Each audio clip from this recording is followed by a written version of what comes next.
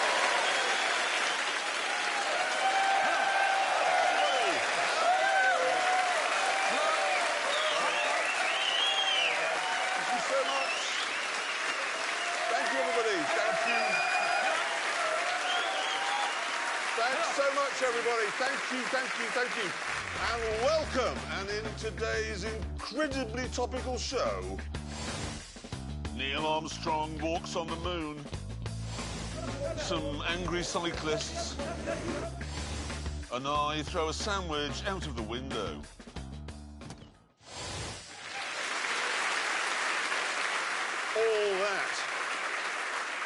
All that is to come. But first, Aston Martin has just launched a new car.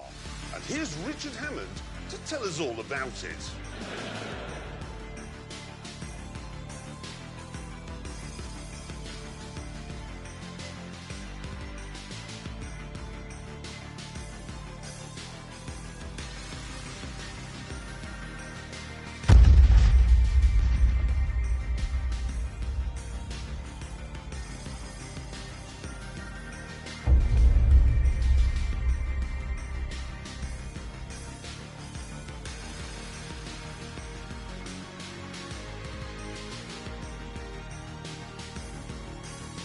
This is the new V8 Vantage.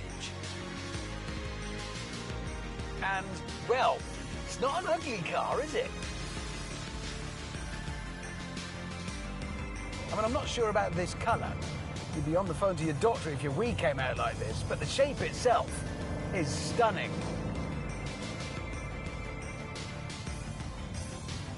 This is one of those superstar cars that leave a wake of dropped jaws and phone camera flashes.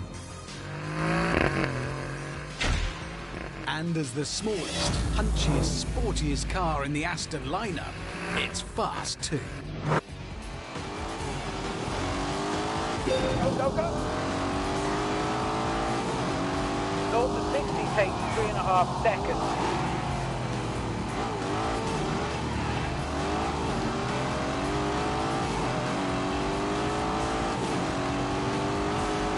Embarrassed by 911 Carrera.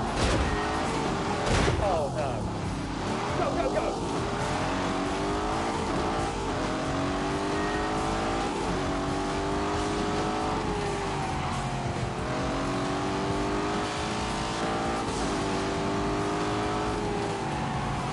Come on, this is it!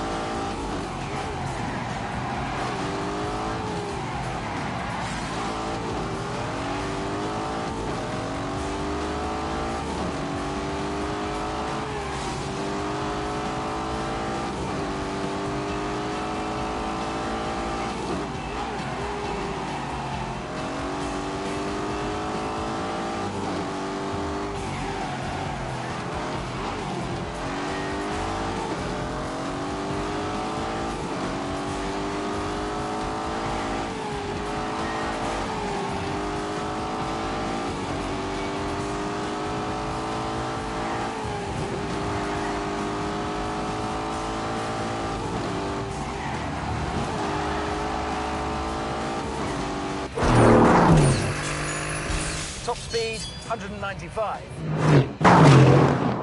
But here's the thing.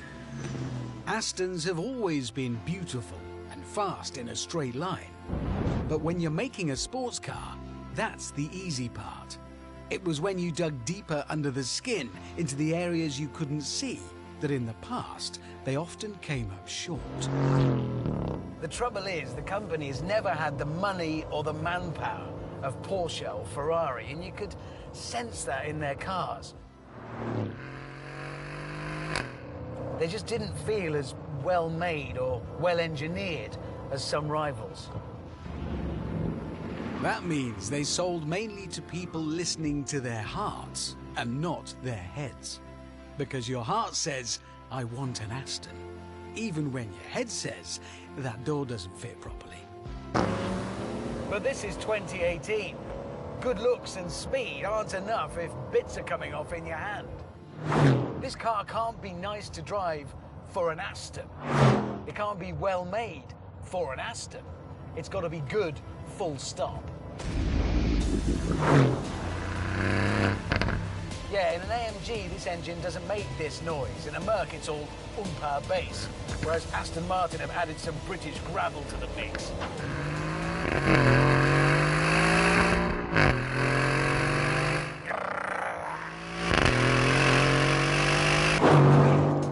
So, it's handsome, quick, tuneful, and feels well built.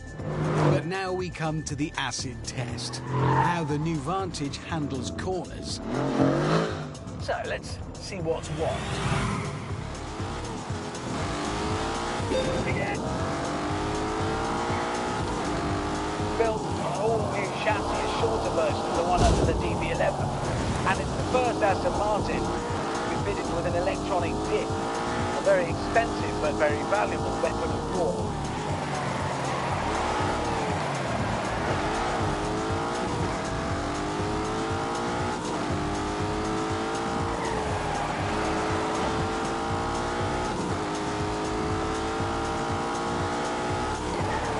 Then we come to the engine. It's a 4-litre V8. It has twin turbos. It makes 510 horsepower.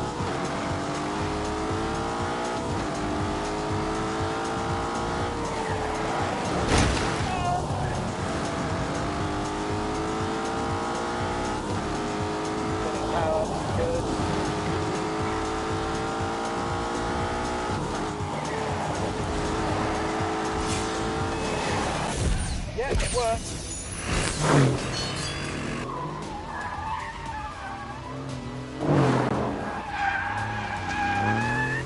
This is in control of its power.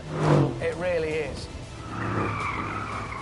It's been set up by a man who used to work at Suspension Masters Lotus.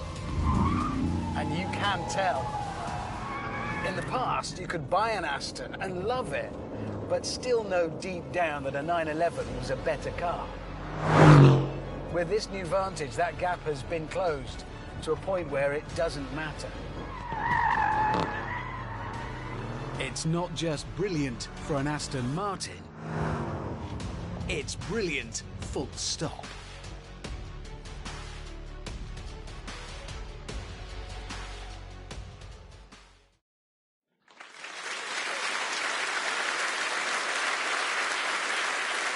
car.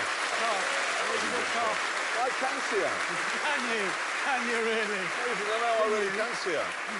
I agree with you on that. It's a brilliant, brilliant car. But one thing I ought to mention, you know all that tech inside it? Yeah. That is Mercedes stuff, but it's last generation Mercedes stuff. Yes, but it's fitting. still better than all the stuff that Aston used to fit. That's true. Is it not? No, that is true. And the other thing, you expressed surprise that it's got that AMG engine. Yeah. But you've got to remember the Aston V12 they've been using for years. That's German. Well, it's made in Germany. Yes. Well, that makes it sort of German, doesn't it? No. It's where it's designed and developed that matters.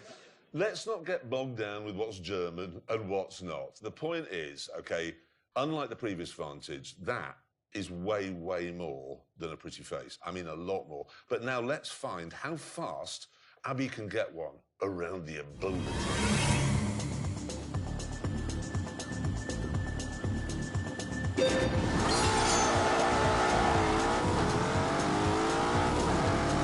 Working away there at that unusual and frankly stupid square steering wheel.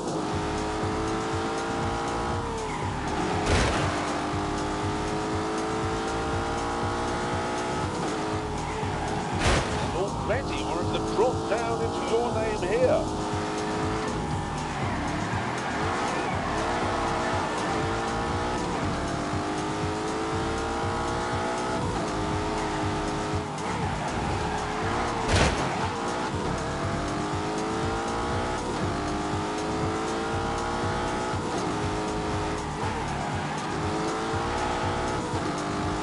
Coming in wide for old lady's house.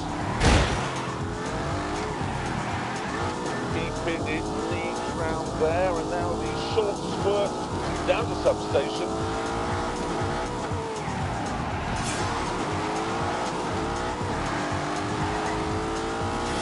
Cross the line. It's exciting.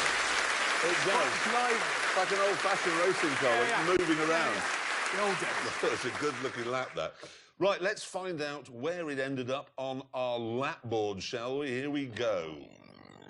Look at exactly the same speed as a 911 GT3 RS. Yeah, and when you think the Aston doesn't have a massive wing and scaffolding in the back, that is pretty impressive. It is very impressive. Yeah, but never mind that. Look, it's no faster than a BMW M5.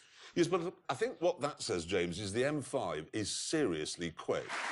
Now, this year marks the 50th anniversary of the first landings on the moon, and I thought I should take a little celebratory look back at that truly historic mission. James, this isn't a grand tour of whatever is in your head. You do know that. No, but I promise there will be some cars in this film. Eventually. I believe that this nation should commit itself to achieving the goal, before this decade is out, of landing a man on the moon and returning him safely to the Earth. When President Kennedy made that speech to Congress in 1961, he gave the scientists at NASA a planet-sized headache. Nevertheless, the brains at NASA knuckled down and throughout the 1960s set about developing and testing the rockets and the technology that would be needed to crack this monumental nut. However, machinery on its own was not enough. Equally important to the success of the space program were the astronauts.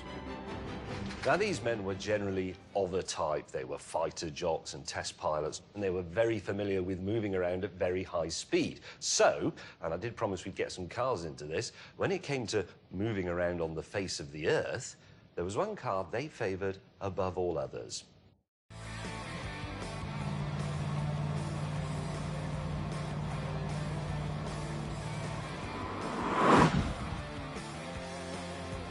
The Corvette, America's premier sports car.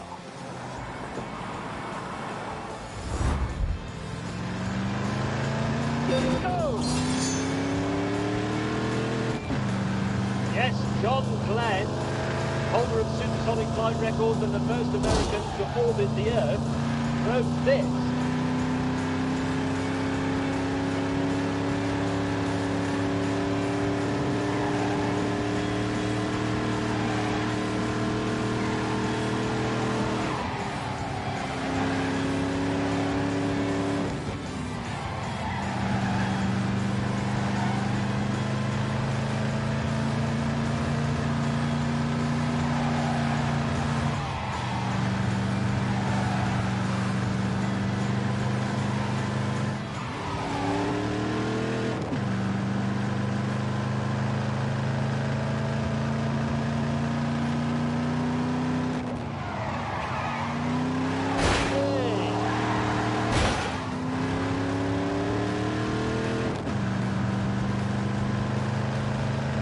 has an engine of just under 600cc, 2 cylinders, 0 to 60, 35 seconds.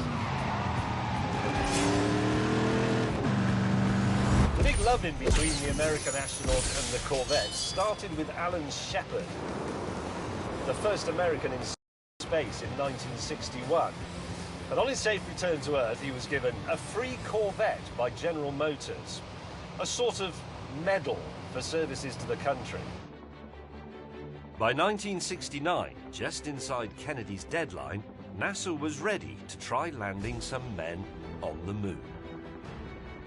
The astronauts chosen were Buzz Aldrin, who drove a Corvette, Neil Armstrong, who drove a Corvette, and Mike Collins, who drove a Beetle. Presumably that's why they left him in the command module and didn't let him walk on the lunar surface. Eagle, Houston, we have you now. Do you read over? Loud and clear. When the astronauts finally approached the surface of the moon, the landing was not without drama. Okay, all flight controllers, go for landing. The designated spot was full of craters, Eagle, Houston, you're a go for landing. forcing Armstrong to fly manually and look for another place to set down. 4 forward, drifting to the right a little. Okay, engine stop. Mode control, both autos, descent engine command override off. We copy you down, Eagle. Houston, Tranquility Base here. The Eagle has landed. When they finally landed, they had just 20 seconds of fuel remaining. But no matter, they were down on the moon. That's one small step for man, one giant leap for mankind.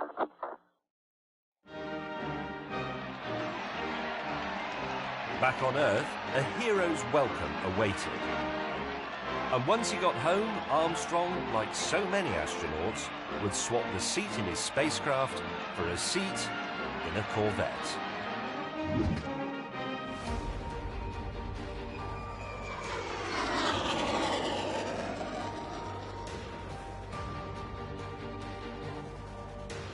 And when I say Corvette, I mean this actual Corvette, this one.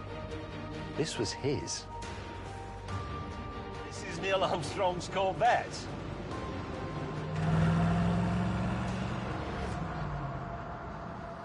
Oh. His hands were here, he looked at the instruments like that. He touched that. Neil Armstrong, the first person to set foot somewhere other than the Earth. Go.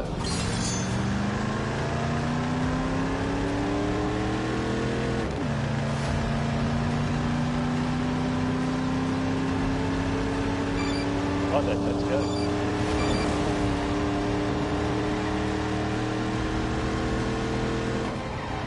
Whoa! Here we go.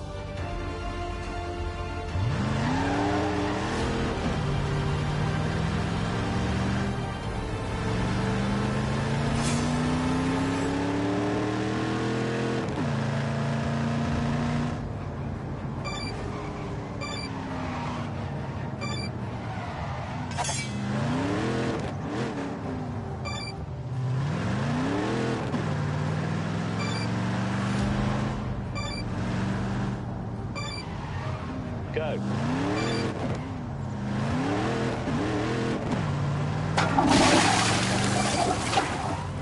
Go!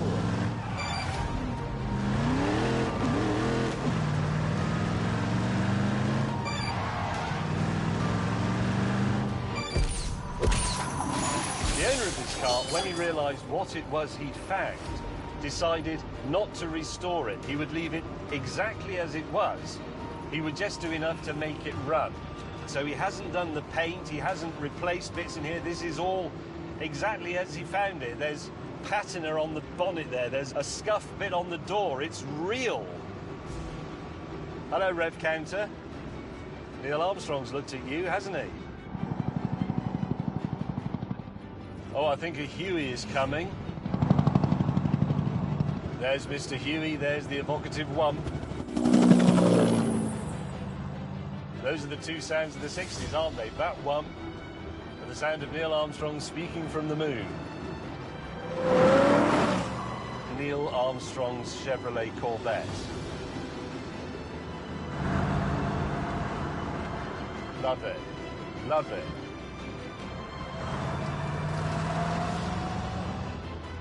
What an honour.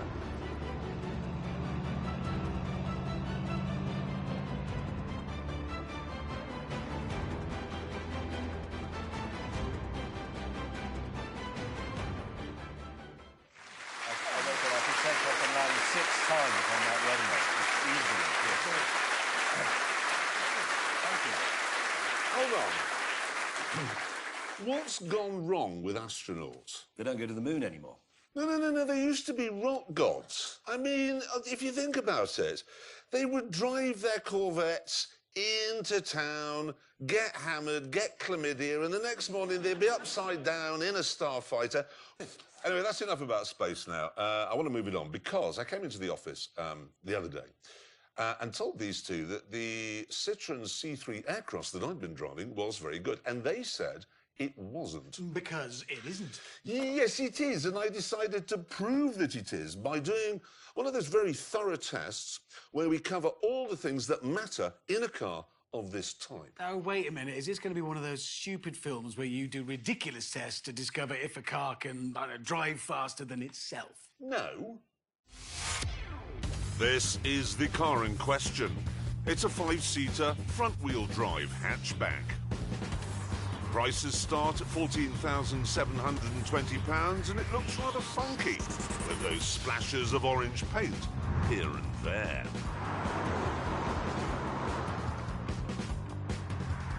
It's also easy to see out of because the windows are made from glass and all the controls fall easily to hand because they're on the dashboard or the steering wheel rather than under the carpet in the boot. Go.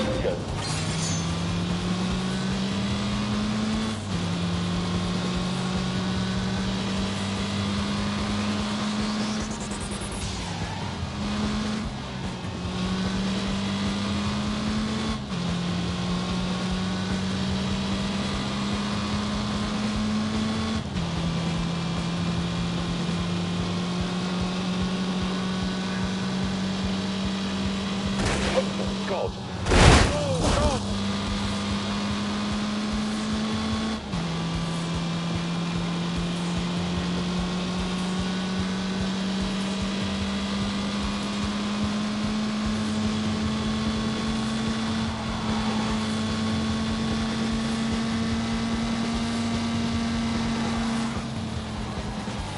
That's not do.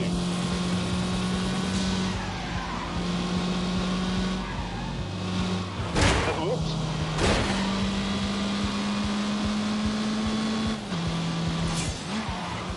Oh!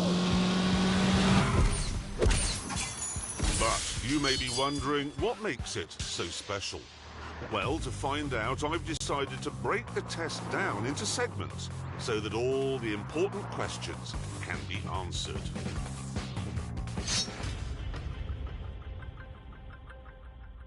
To find out, we've come here to the banked Millbrook Bowl in Bedfordshire.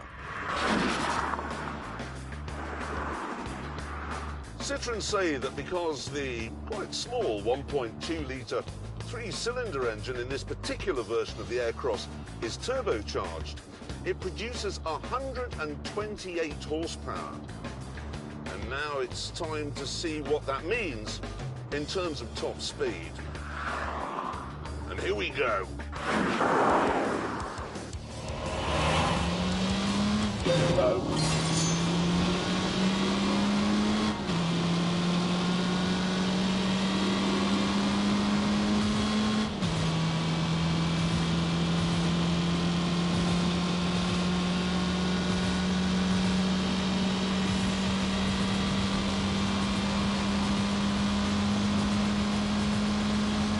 Right, onto the straight.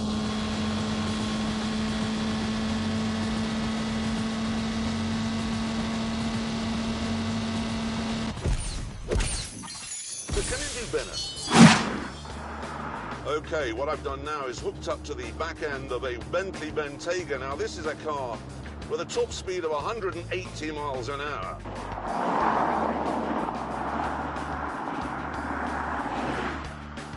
What it's doing is it's punching a hole in the air for me, and I'm driving along in a vacuum. So that should mean I go faster. Let's find out.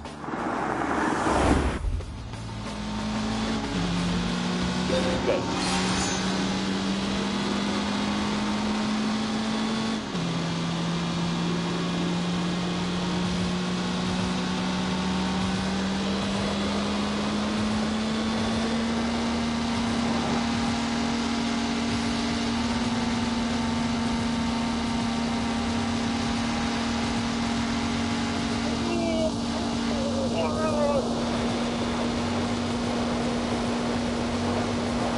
There we go, speed up again now.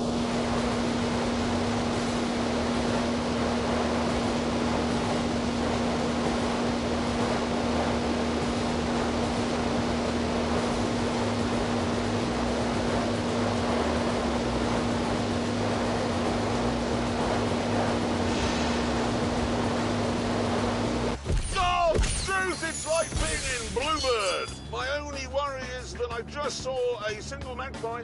And it is Friday the 13th as I do this, so now I'm going to ease out of this dangerous situation.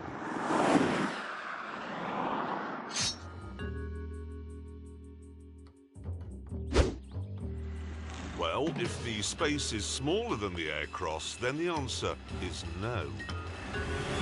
Okay.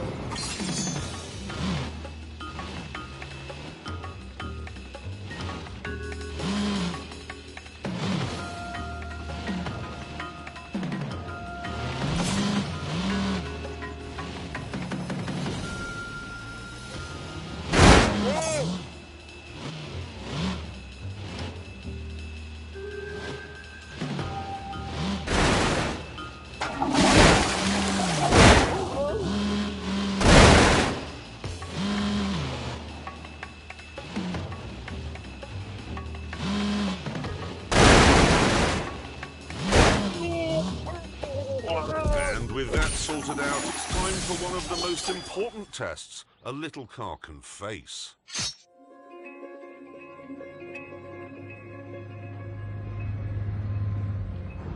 To find out, I've come to Southampton Docks, where obviously I've been forced to wear a hard hat in case a ship lands on my head. Anyway, as you can see, the little car has been attached by rope to the enormous car transporter.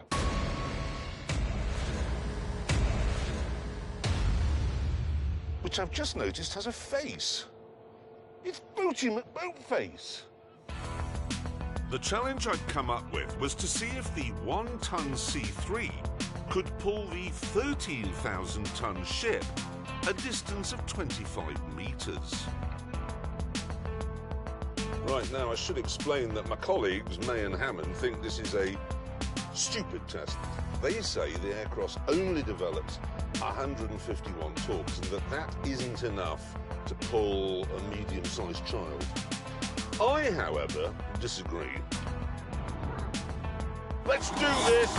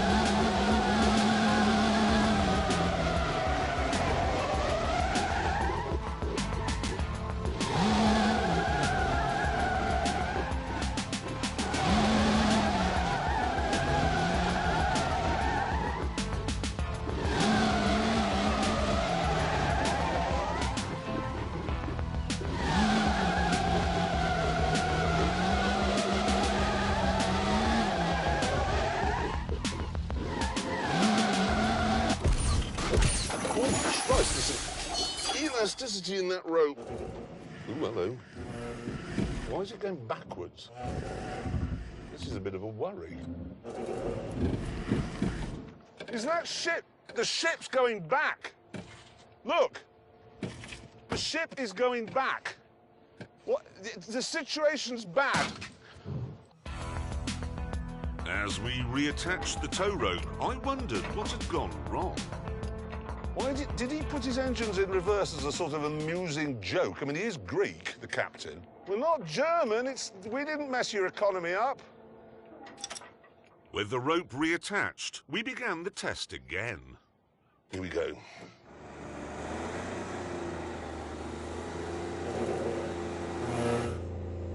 That's just clutch spin. That's just clutch. That's clutch. Traction control off. It's the only solution.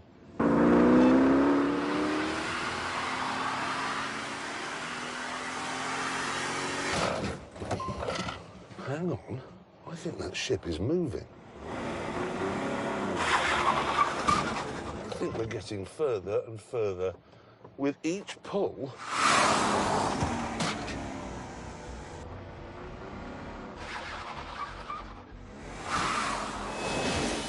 Go.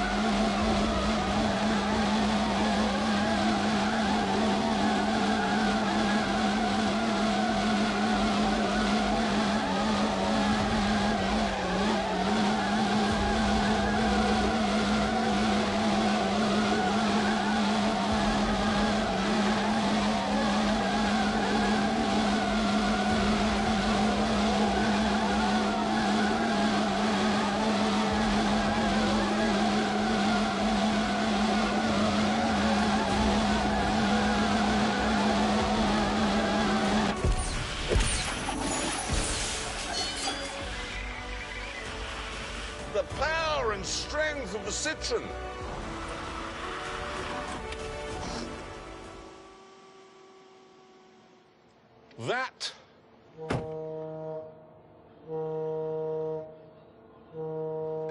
That is Boaty McBoatface admitting defeat. And with that sorted out, it was time to address the C3's practicality.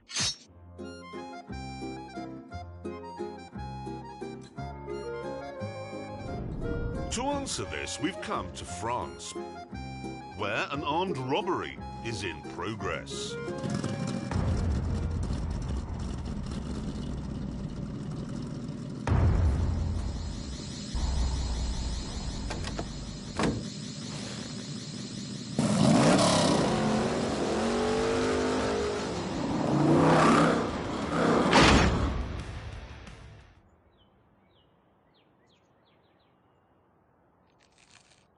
Buglers anglaises avec visage horrible are maintenant making their escape in a red 1972 De Tomaso Pantera GTS.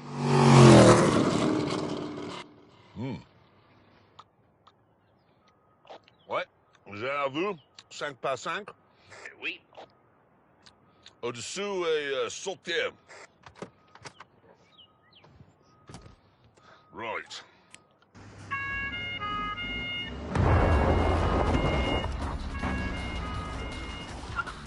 Let's do this!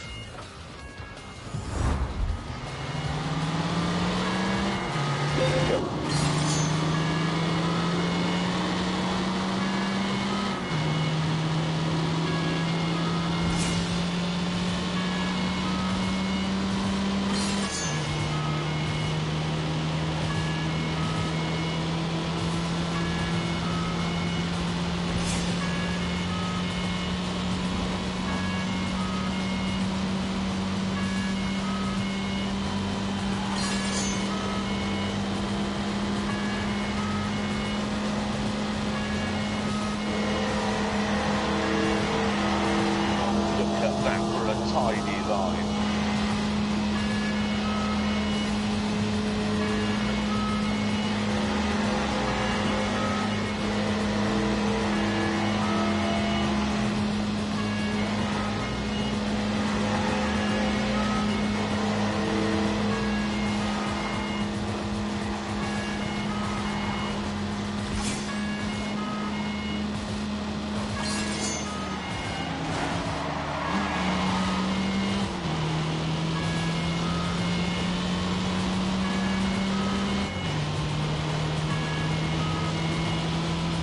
Right fast.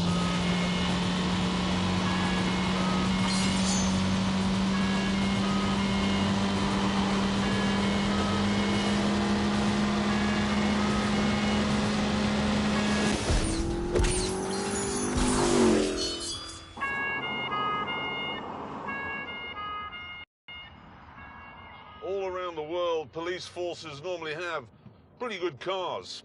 The Americans have Crown Vics, Germans have BMs, Italians have Alphas.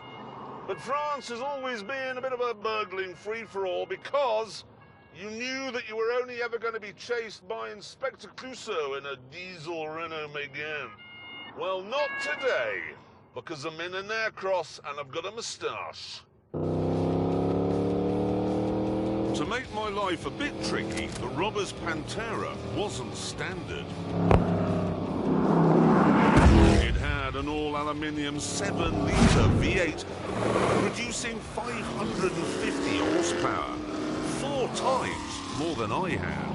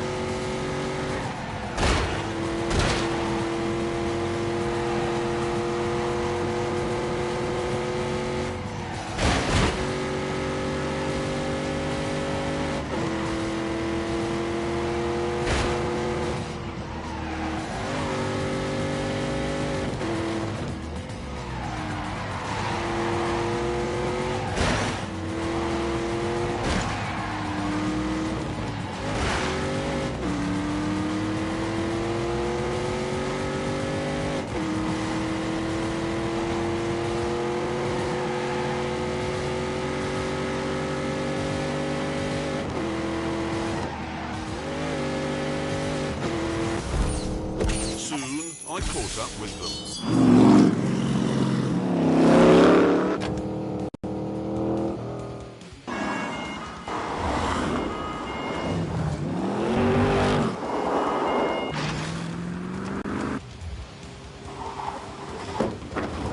Oh, heavens!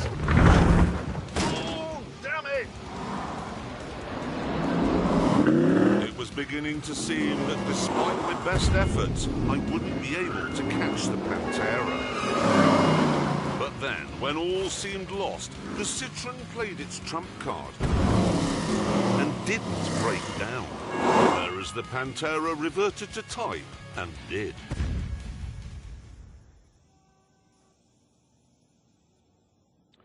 There you go, son.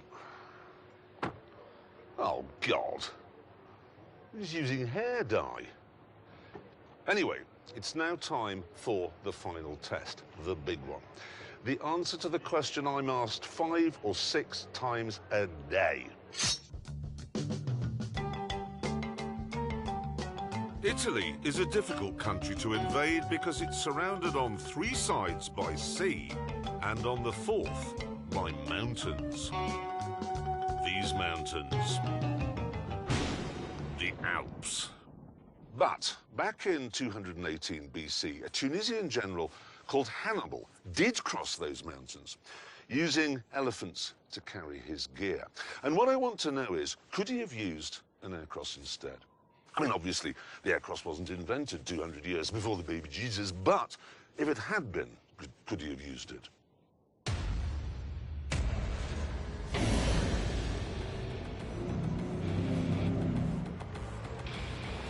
We know that the Citroën is powerful and torquey, but what really matters on a job like this is traction.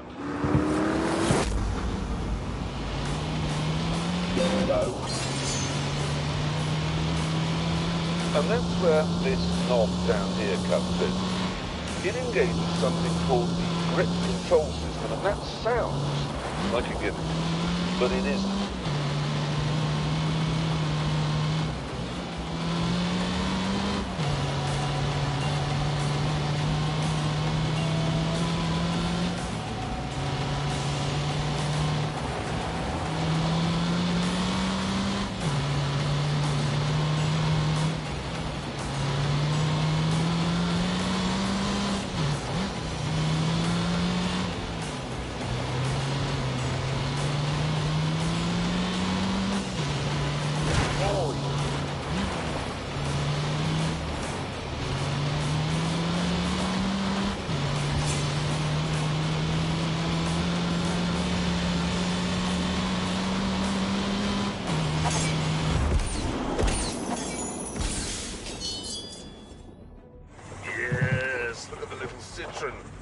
Clawing away.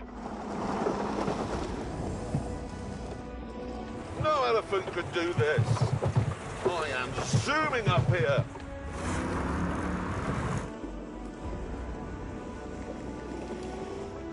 God knows what sorcery the computers are using to keep me going here, but they are.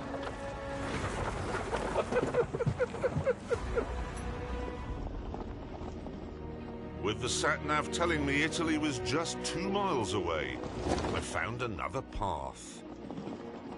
I'm past 2,000 meters here. Christ, if I go over the edge now.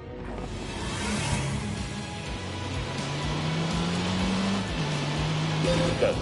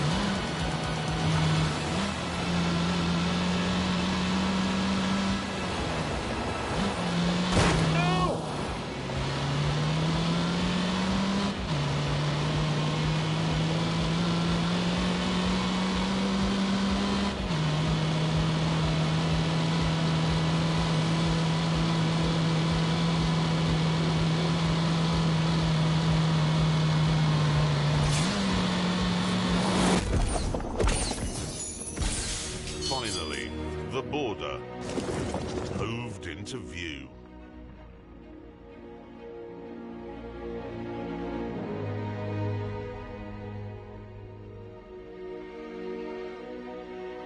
Come on, little aircross.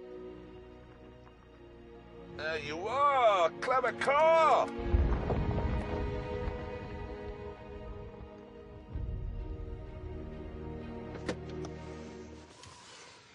So there we are, Faster than itself at the test track, strong enough to pull a ship, big enough for the entire Jolly family and a horse, and better at invading Italy than an elephant.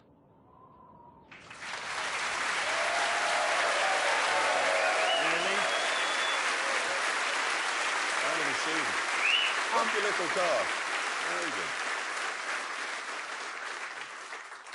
Are you all right? In the head, I mean. What do you mean? We learned nothing. You did. You learned it could get to the top of that mountain even though it doesn't have four-wheel drive. Yeah, but what about things that matter to people who buy that sort of car? What about, you know, boot, interior, space? I did boot. Safety, OK, safety, insurance group, all that... It's a bit boring. I mean, OK, let's... Isn't that Citroën basically, tell me if I'm right, the same car as the Vauxhall Crossland? It is. Yes, it is. Good point. So, for instance, would you buy one of those instead? Good. Well, you can't have the Vauxhall with the grip control system, so it's no good as an elephant. No, the elephant test isn't actually relevant. Is there not something... OK, the Vauxhall, is it... How easy is it to vacuum out the interior? There you go. I knew you were going to mention that. So what I did was I took the Vauxhall down to a man who knows a thing or two about vacuuming, none other than Sir Dyson. Can you get that bit in there?